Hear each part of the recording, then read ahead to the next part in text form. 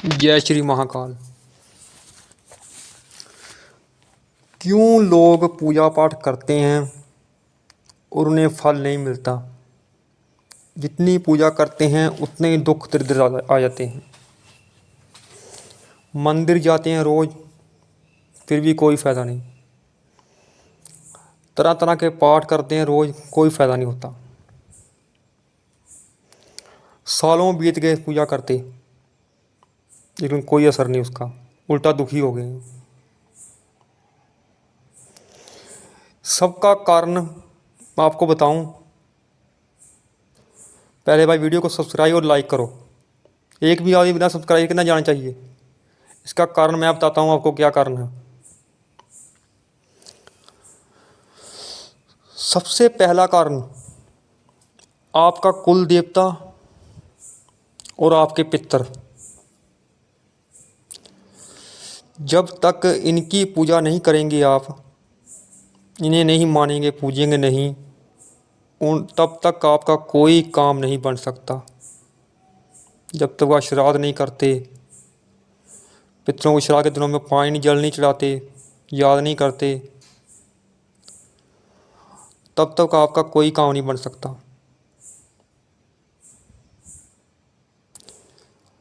और कुल देवता, कईयों को तो ये पता ही नहीं होता हमारे कुल देवता है कौन।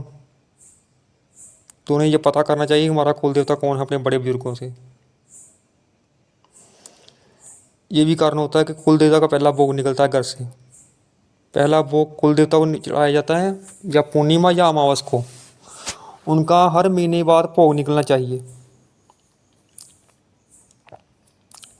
और पितरों का श्राद्ध करना बहुत जरूरी है, नियम से। वो भी घर के बड़े बेटे को जल चढ़ाना चाहिए श्राद्ध के दिनों में।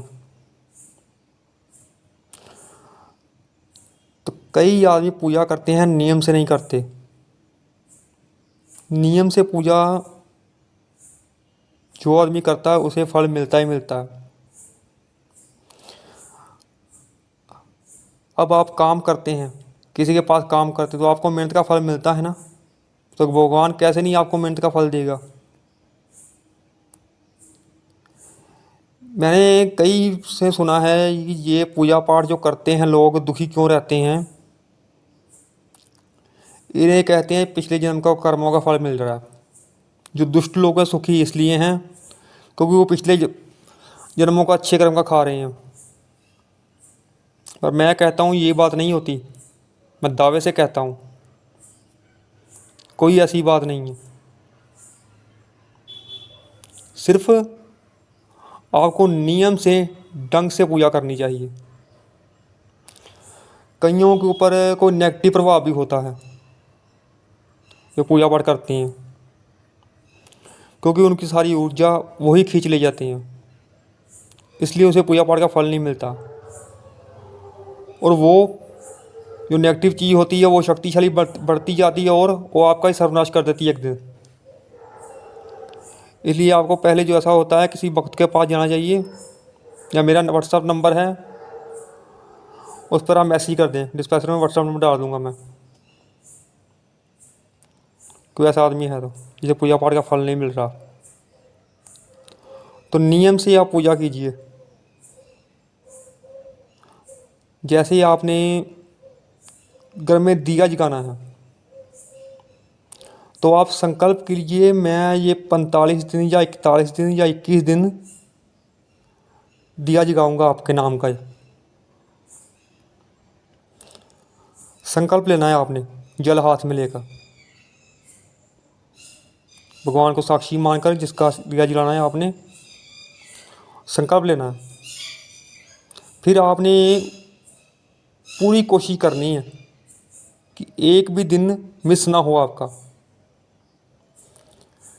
फिर आप भगवान आपकी परीक्षा भी लेंगे और आप परीक्षा में कामयाब हुए तो उसका फल आपको जरूर मिलेगा। जब भी आप ऐसे पूजा करेंगे ना तो फिर आपको अनुभव भी होंगे। जैसे आप लोग करते हैं, एक दिन मंदिर गए, एक दिन नहीं गए, एक दिन चालीसा पढ़ ली कोई, दूसरे दिन नहीं पढ़ी, कोई बात नहीं, कोई फिक्र फक्का नहीं। कोई भी काम करें नियम से करें। ये बात आप मेरी मान कर देखें, पहले से ही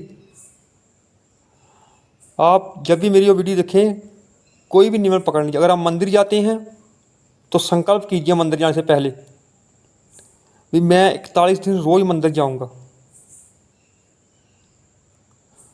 चाहे जाते हैं आप सारी उम्र रहें, कोई बात नहीं, पर 41 दिन जो आपने संकल्प किया ना, उस पर आपने अड़े रहना है, ताकि वो 41 दिन मिस ना हो एक दिन में उसमें से।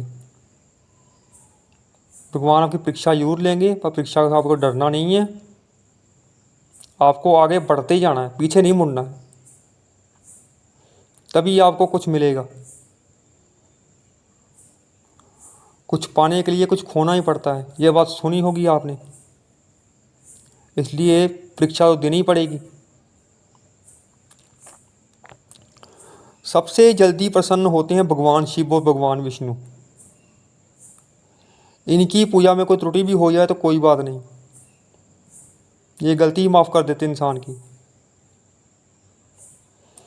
इसलिए भगवान शिव और विष्णु भगवान की पूजा आपको सबसे पहले करनी चाहिए। भगवान शिव से बहुत से लोगों ने वरदान लिए हैं।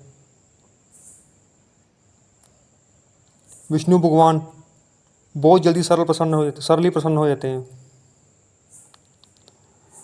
ये दो ही देवता हैं, मोक्ष का द्वार है ये।